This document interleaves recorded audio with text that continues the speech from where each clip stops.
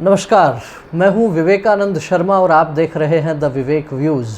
The Vivek views के इस episode में हम चर्चा करेंगे आपके साथ इस समय जिस तरीके से मौसम को लेके, पर्यावरण को लेके अनेक प्रकार की चर्चाएं चल रही हैं और उसके बीच इस समय गुजरात के रास्ते से होकर राजस्थान में जो चक्रवात आने वाला है, बिपरजॉय उसको नाम दिया गया है। लेकिन क्या आप बिपरजॉय को एंजॉय कर सकते हैं? सरकार के लिए और लोगों के लिए बहुत बड़ी खतरे की घंटी जिसे बताया जा रहा है, उसे भला कोई एंजॉय कैसे कर सकता है?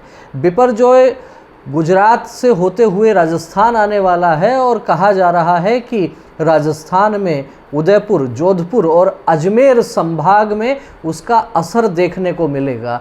इन क्षेत्रों में तेज़ हवाएं चल सकती हैं और साथ ही भारी बारिश होने की भी संभावना बताई जा रही है। लेकिन वैसे तो ये कहा जा रहा है कि ये चक्रवात जब गुजरात के समुद्री तट से आगे बढ़कर जब टकराने वाला है, उसके बाद ये धीरे धीरे कमज़ोर पड़ जाएगा और राजस्थान में आकर ये एक प्रकार से कह सकते हैं कि बहुत मामूली सा उसका असर देखने को मिलेगा। लेकिन आपसे इस एपिसोड में हम चर्चा करेंगे कि आखिर ये चक्रवात होते क्या हैं, आखिर ये चक्रवात बनते कैसे हैं, आखिर ये चक्रवात आगे कैसे बढ़ते हैं।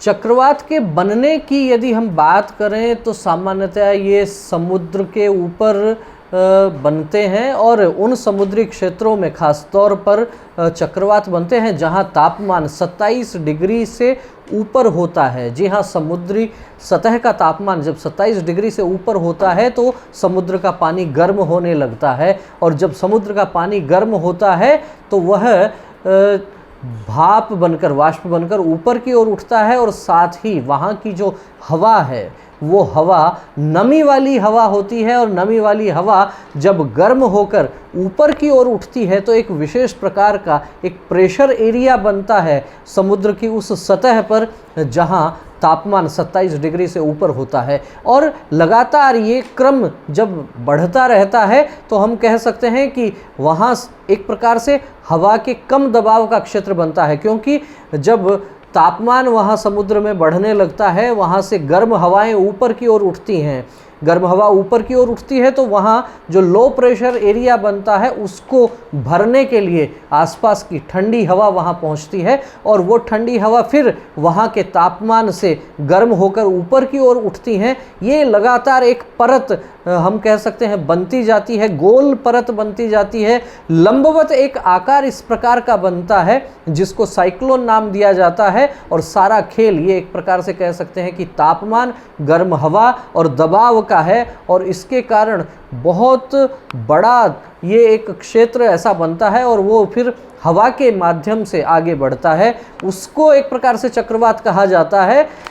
हम देखते हैं कि चक्रवात जो है वो गोल हवाएं एक प्रकार से बनती हैं, वो आगे बढ़ती हैं, गर्म हवाएं होती हैं और उसका व्यास कई किलोमीटर लंबा होता है। बहुत एक प्रकार से कह सकते हैं कि सघन ये क्षेत्र बनता है और वो जब आगे बढ़ता जाता है तो फिर भारी बारिश की चेतावनी होती है, तेज़ हवाएं चलती हैं। इतिहास में अनेक ऐसे चक्रवात, अनेक समुद्री तूफान ऐसे इतिहास में अंकित हैं कि जिन्होंने मानव को बहुत परेशान किया है और इन हवाओं की जो गति है वो इतनी तेज़ हो जाती है कि सामान्य रूप से ये कहा जाता है कि 120-125 किलोमीटर प्रति घंटे की रफ्तार से भी अधिक तेज़ हवाएं चलती हैं। मैं कहीं पढ़ रहा था तो मुझे ध्यान आता है कि सर्वाधिक खतरनाक जो तूफान आया उसकी गति, उस समय हवाओं की गति 345 किलोमीटर प्रति घंटे की रफ्तार वाली गति थी।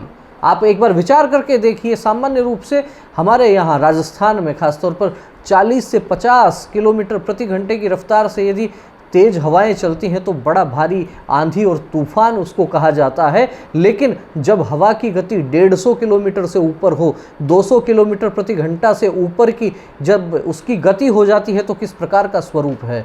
और अनेक प्रकार के तूफ़ान, जब हम अमेरिका के तूफ़ान टॉर्नेडो की हम बात करते हैं तो हमने बहुत से वीडियो देखे होंगे, लेकिन भारत में जिस तरीके से तूफ़ान की, चक्रवात की बात होती है तो सामान्यतः अरब सागर और बंगाल की खाड़ी, यहाँ पर तूफ़ान प्रारंभ होते हैं, साइक्लोन यहाँ से प्रारंभ होते हैं और या तो पश्चिम बंगाल की तरफ बढ़ते हैं या फिर वो बढ़ते हैं गुजरात के तट की ओर और पाकिस्तान की तरफ। ये जो तूफान साइक्लोन जो आ रहा है ये भी गुजरात के रास्ते आगे बढ़ने की बात इसकी कही जा रही है। तूफान गुजरात की तरफ आगे बढ़ रहा है और वहाँ टकराएगा वो समुद्री तट से और आगे जैसे जैसे बढ़ेगा वैसे वैसे कमज़ोर होता जाएगा और विशेषज्ञों का ये कहना है कि राजस्थान में आकर ये तूफ़ान एकदम कमज़ोर हो जाएगा। आखिर राजस्थान में ऐसी क्या बात है, ये भी समझने वाली बात है कि तूफ़ान तीव्र होता है, तूफ़ान आगे बढ़ता है, तूफ़ान और प्रबल होता जाता है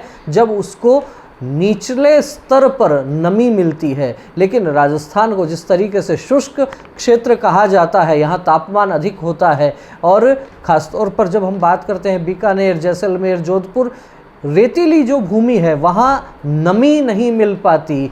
गुजरात में ज़रूर हम कह सकते हैं समुद्र से लगता हुआ क्षेत्र है तो वहाँ नमी है, लेकिन गुजरात पार करने के बाद जब साइक्लोन आगे राजस्थान की ओर बढ़ेगा और राजस्थान में निचली सतहों पर जब नमी नहीं मिलेगी तो धीरे धीरे ये तूफ़ान हल्का पड़ने लगेगा, कमज़ोर पड़ने लगेगा।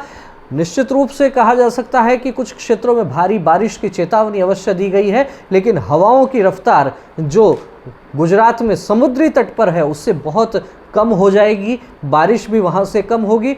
उदयपुर संभाग, अजमेर संभाग और जोधपुर संभाग के अनेक ज़िलों में भारी बारिश की चेतावनी दी गई है। गुजरात में तटीय इलाकों को सावधानी रखते हुए पहले ही खाली करवा लिया गया है, मछुआरों को समुद्र तट से दूर रहने की सलाह दी गई है। देखना होगा आने वाले 2-3 दिन में किस प्रकार से ये तूफ़ान आगे बढ़ता है। बहरहाल जिस तरीके से राजस्थान में अभी भीषण गर्मी पड़ रही है, ये तो कहा जा सकता है कि इस तूफ़ान के बाद लू के थपेड़ों से आपको आराम मिल सकता है, लेकिन तूफ़ान अधिक खतरनाक नहीं हो, अपना ध्यान रखिए, ख्याल रखिए और जब तूफ़ान आए, तेज़ हवाएं चलें, अंधड़ तूफ़ान और भारी बारिश जब हो तो आप सुरक्षित रहिए, अपने घर पर रहिए, अपना ख्याल रखिए और अपने साथियों का भी ख्याल रखिए। इन्हीं शुभकामनाओं के साथ इस एपिसोड को हम देंगे विराम। आपका इस चक्रवात साइक्लोन के संदर्भ में क्या कहना है इस वीडियो के बारे में कमेंट करके हमें अवश्य अवगत करवाइए।